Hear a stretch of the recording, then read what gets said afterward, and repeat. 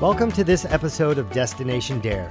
Every community in the Outer Banks has a story to tell, and this show brings that information to life. From Dare County history to current events, from government services to local profiles, we keep you entertained, informed, and up to date.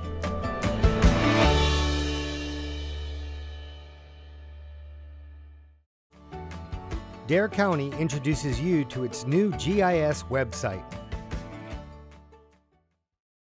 Hey look, the Johnsons sold their house. Yeah, I know. I wonder what they sold it for. $350. How do you know that? I'm your wife. I know everything. Plus, I looked it up on the Dare County GIS. That's never going to fit. It'll totally fit. Oh, you brought your iPad. Look, here's an aerial view of our yard on Dare County's GIS. An inch is 20 feet at this scale. So we could get that one too. Oh, that would be great. Yay! What are you looking for? I'm looking for the Dare County tax bill for the house. It was here somewhere and now it's not. You know you can look online at Dare County GIS. It only takes a minute to pull up a tax bill. I wish I would have remembered that an hour ago. The Dare County Courthouse, a downtown Manio treasure, originally built in the late 1800s. 1904. Excuse me, what? It says right here in the Dare County GIS that was built in 1904. Plus, it says it right up there on the building. Oh, always thought that was the address. Moving on. Dare County's Geographical Information System is a free, easy-to-use tool you can access from your phone, tablet, or computer. Select any lot in Dare County, and you can review a data sheet including zoning and property value, the tax bill, the tax certification, and land transfer information. Users can also measure approximate lengths or areas, as well as download or print CSV files of selected parcels and aerial photos. Just visit darenc.com/GIS.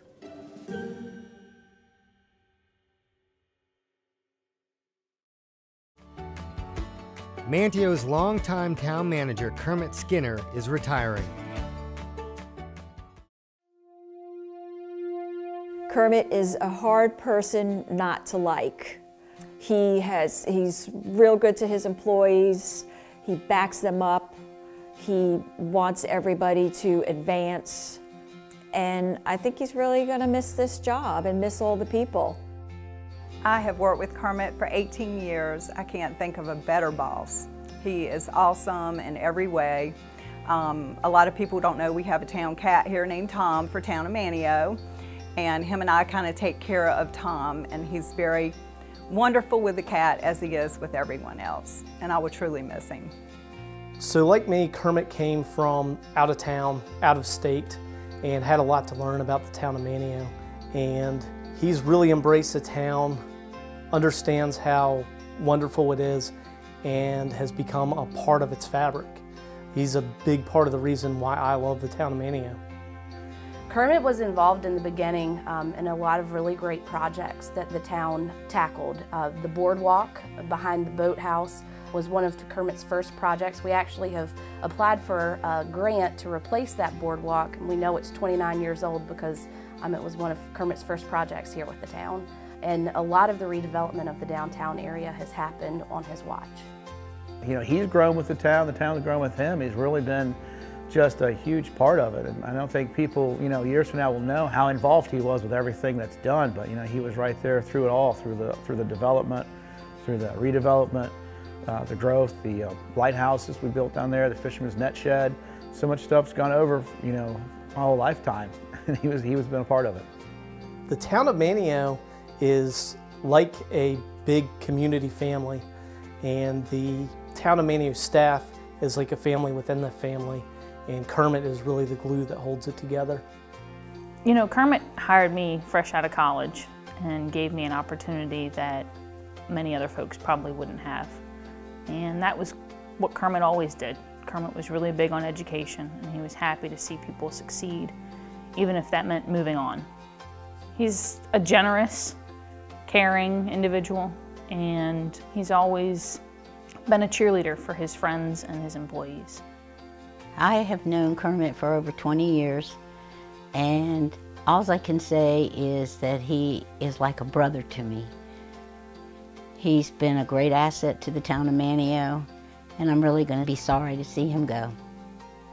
I think just his overall caring for the town, his always being interested in trying to help the little guy, always crossing the T's and dotting the I's. Kermit has always put this town in front of everything. I've had an excellent working experience with Kermit since I've been here, and can't say enough praise for him and about him. I've known Kermit for a long time, and it's been a joy and a pleasure having known him for all these many years. Back when I worked with Dere County as a public services director, I worked with Kermit on a lot of the parks and the skateboard park, and started to admire him because I thought he was such a professional in that he did the work that needed to be done. He believed in working hard but having fun while doing it. He's been a great mentor, a great friend. He's been wonderful for the profession, and I think great for Manteo, and I hope he has a long and healthy retirement. I've known Kermit since I started to work for the town of Duck, so now for 16 years. Being a manager for 30 years, or even being in local government in the same place for 30 years, is a huge accomplishment. It shows that you're doing a good job and that you have both the skills and perhaps more importantly the sense of humor to do the job. And I've always admired that about Kermit. He's leaving behind a real good sense of humor for somebody to be of high command. He's there to take it serious and to make you smile at the same time. Our motto here at Town of Manteo is preserve and prosper, and that's exactly what Kermit's done for the last 30 years. He has definitely been the best boss I have ever had. I don't think of him just as a boss, but as a friend. He's going to be a very hard act to replace.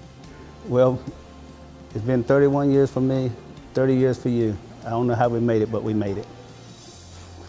And happy retirement.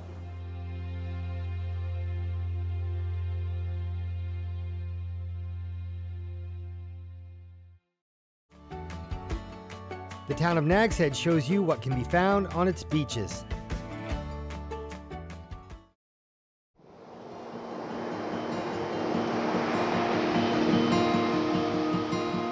My name is Kirby Hathaway. I'm the Marine Education Specialist for North Carolina Sea Grant. I've lived out here on the Outer Banks for over 30 years and been beachcombing all that time. Such a wonderful place to beachcomb in all seasons of the year because you never know what's going to wash up. One thing that you find every day out here are oyster shells. What's really interesting is these oyster shells are probably at least 12 to 15,000 years old. They're fossils and people don't even realize it. You'll see baby's ears, which looks just like a tiny little baby's ear. We find moon snails or shark eyes. A lot of times you may find other kinds of bivalve mollusks or ones with two shells that have a perfectly round hole drilled in the shell. And it was drilled, it is a drilled hole, and it was drilled by a moon snail because they are voracious predators. And they drill with their tongue, which is covered with teeth, it's called a radula, and they can drill through the shell and get in and eat the animal. You can also find whelks. A lot of people refer to them as conchs, but conch is a Greek word for shell. We do not have true conchs in North Carolina. That's further south, down in Florida and the Caribbean. We have whelks, and we have 3 different species up here on the Outer Banks. We have a left-handed whelk, we have 2 right-handed whelks. So it coils to the right or coils to the left. 2 different animals, both whelks, but the one that curves to the left is called a lightning whelk. The one that opens on the right, this one is a knobbed whelk. And you can see the knobs on it. Then we have another one that opens on the right. Both of these, but if you look at the top, this one has knobs, the knobbed whelk. This one has a channel around the top. So that's the channeled whelk. But one of the favorites that is very rare to find here, and it's a real treasure if you find one, is a Scotch bonnet, which is North Carolina's state seashell.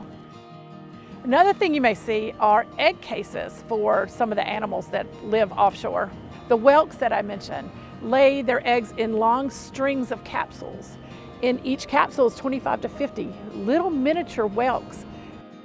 We also find skate egg cases, which are also called devil's pocketbooks or mermaid's purses, the little black pouches. The best place to find all these shells is right at the water's edge. The time to go for shelling or beachcombing, looking for beach class, anything, is about 2 hours before and after low tide.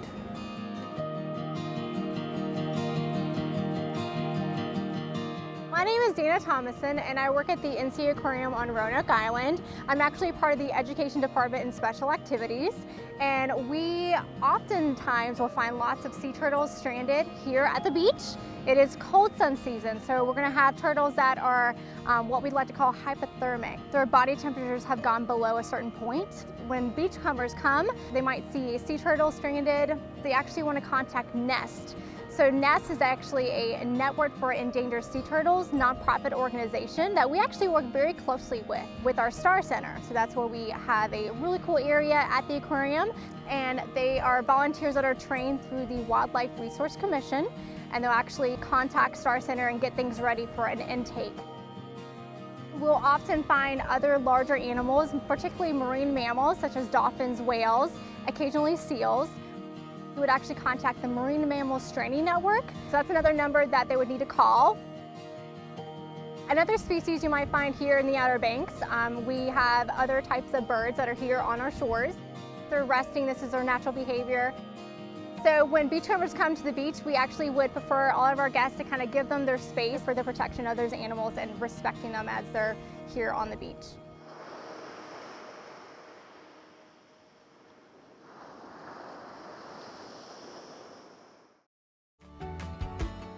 Kill Devil Hills has an impressive new fleet maintenance building. The town of Kill Devil Hills Public Works Complex is a 10-acre site located on Bermuda Bay Boulevard off Collington Road. One of the buildings in the complex is the Fleet Maintenance Building, which services the entire vehicle fleet for the town. From solid waste trucks to fire apparatus, from backhoes to gators, and everything in between, the fleet maintenance staff keeps the town's over 135 vehicles and equipment running.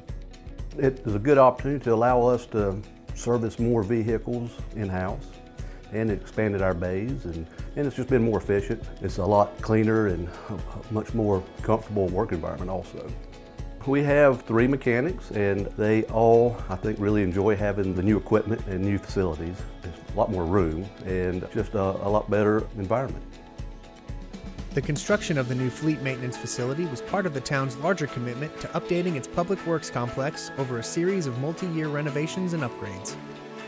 This fleet maintenance building has been a blessing for us, and it's great. It gives us a lot more room. We can do repairs on vehicles, and if we're down waiting on a part or something, we still have the area to bring in another even large vehicle for a service or a quick repair. We have a lot better air, water, all our reels, all our fluids. It's networked, so we have a computer at our workstation now that we can look at service manuals and order parts. We have a much better phone system. And we've got a covered outside area that's got air connections. It's even got a plug for a welder. We can do it outside if it's just something quick, and it keeps us out of the weather where we used to have to do it outdoors. It's been a great help for us in general. When we first started talking about building this building, we looked at what we had. The building we were in was built in about 1979, 1980. At that time, the town was running about 30 vehicles. Over the years, the time's grown. We're running now a little over 140 vehicles. We decided that we would go with very efficient stuff in the mechanical. We added a waste oil heater in the garage, pretty much free heat. We ended up going with low voltage LED lights. The garage doors are insulated. We have a new clean air system for vehicles. Takes the exhaust out. You can run a vehicle in the shop, not have to worry about the exhaust fumes. All in all, with all the thought that we put into this thing, I think the town really hit a home run with this. So much more efficient than the one we had before. We're able to turn out more work. We've got more space. We've got more storage space. It's just, it's a home run for the town. The new facility has been great. It's helped us with downtime. The downtime has been minimized because in the old building, we would have 2 to maybe 3 days we'd had to wait to get our oil changed, just sometimes when they had large equipment inside the building that they couldn't move out. With the new building, we're able to get in and maybe out in 30 minutes. Town staff members at Fleet Maintenance are critical to maintaining a safe and reliable public services fleet. Brakes, tires, lights, safety beacons, warning alarms are all important and required for us to complete our services in a safe and efficient manner while working with you, the public. Tom, Kenny, and Todd are highly skilled at keeping the public services fleet of over 44 pieces of heavy equipment and vehicles, including light trucks, tractors, mowers, and solid waste collection equipment, on the road and on the job serving you. We also added a fuel system. It saves the town money by buying fuel wholesale. It also helps the town by not having to depend on outside sources during hurricanes. The cost savings for the town versus buying outside is substantial. A couple of years, this system will pay for itself. This new facility increases efficiency while keeping the environment in mind by using the waste oil that we drain from our vehicles, used waste oil, and burning our clean burn oil heater back there, saving us around $10,000 a year. And we're not only saving money, but we don't have to dispose of the old used oil. Another great aspect of the building is the drainage system. It separates the oil from water. It's just another way we're protecting the environment. It's really rewarding to know that we can service all the vehicles in the town, the police department, the fire department, public works, in the same facility, and make sure that they keep rolling like they should.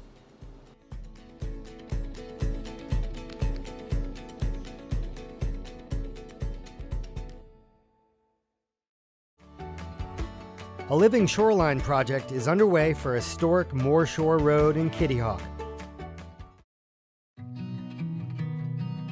So we're here today at the Moore Shore Road Living Shoreline project. It's about 20% complete right now. We've got some structures that are going in the water. They're going to be helping to break down wave energy. These sills act like a speed bump for waves. They help to break down any wave energy, allowing it to pass over the structure instead of hitting a hard structure and bouncing off. You'll also notice that the structures have slits. Every foot or two there's a 1 or 2 inch slit. That also allows water to actually pass through there instead of hitting a hard structure. Once the structures are in place, next summer we'll come back and plant marsh grasses behind here to further help dissipate the wave energy and stabilize the shoreline. The marsh grasses themselves will hold the shoreline in place through their roots. The grasses will provide habitat for fish and other wildlife, and they'll help to filter some of the runoff coming from the roadway here. It started with a property owner on this part of the sound side going to the Coastal Federation and saying, we know we need to save the Moore Shore Road, it's historic. Once they lined up a couple of grants, they came to the town. I said, yeah, we need to do that and we need to participate. The town of Kitty Hawk was very interested in participating in this project. It's actually been a project on their radar for almost a decade now. And we're very excited that it's finally coming to fruition. We've got 5 different landowners that have come together to make this project a possibility and 4 different funding partners that have all come together. The project is involving the town of Kitty Hawk, NOAA, and NCDOT is participating for the first time on a living shoreline. So they're dipping their toe in this. And by doing that, they're kind of looking to see if this is something they want to do in the future.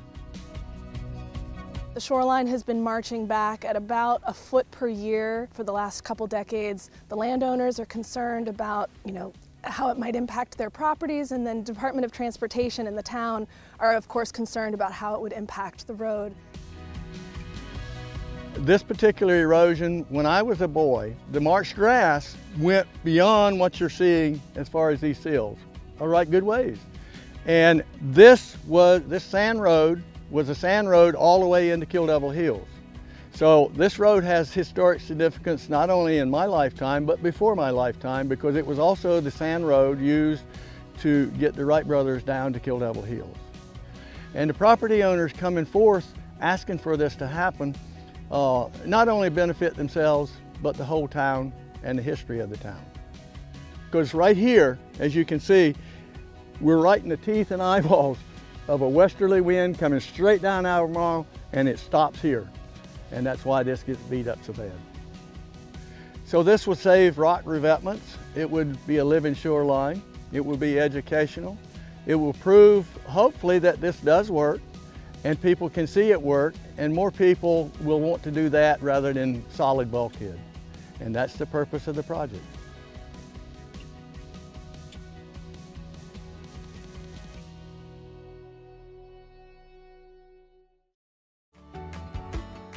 The town of Southern Shores gives you a glimpse of its winter beauty.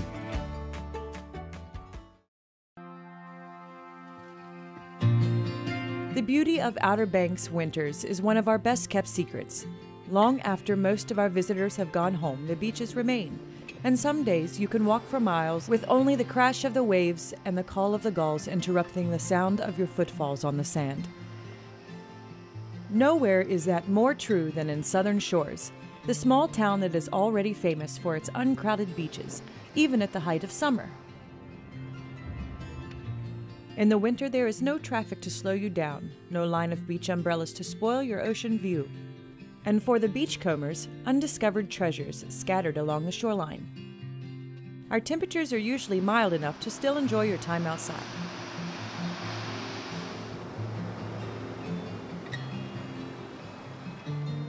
In the winter, you can sleep in and still catch the sunrise over the ocean while you sip your morning coffee, or take an early evening walk with a cup of cocoa as the sun sets over the sound.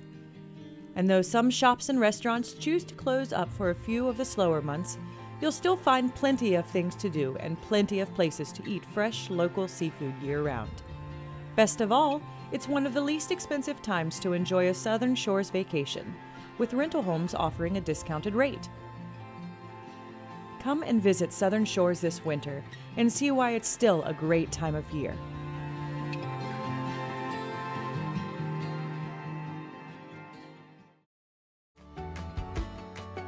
The town of Duck takes a comedic look at its local wildlife.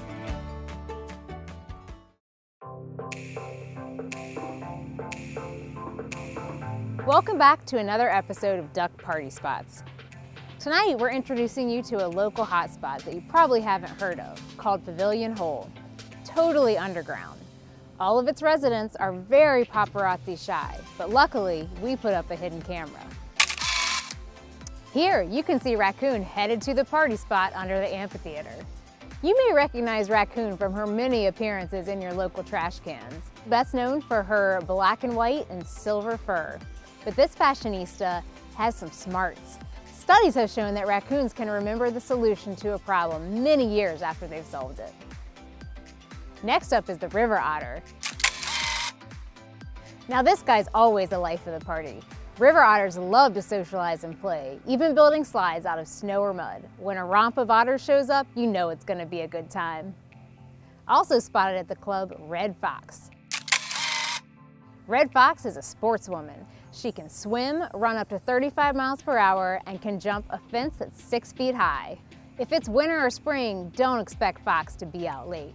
This monogamous cutie can have up to 5 pups waiting for her back at her den. The Virginia Opossum shows up next. Not everyone always wants him around. They really like to hiss and play dead. But he's still a pretty solid guy to have at the party. Let's be honest, we all owe this American marsupial a drink. They can eat venomous snakes without being injured. They eat thousands of ticks, slugs, and mice. Last but not least, this slinky lady in black is known to households across the country. That's right, the domestic cat. These guys sleep about 70% of the time, but they still know how to party. They have a free-floating clavicle that allows them to squeeze into tight places like this. If you're looking to party, we've heard she has the catnip.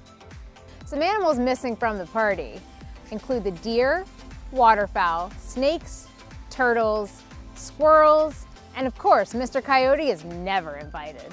That's right, all kinds of party animals have stopped right through this party spot in the Duck Amphitheater. Who knows who'll show up next? Join us next time on the next episode of Duck Party Spots.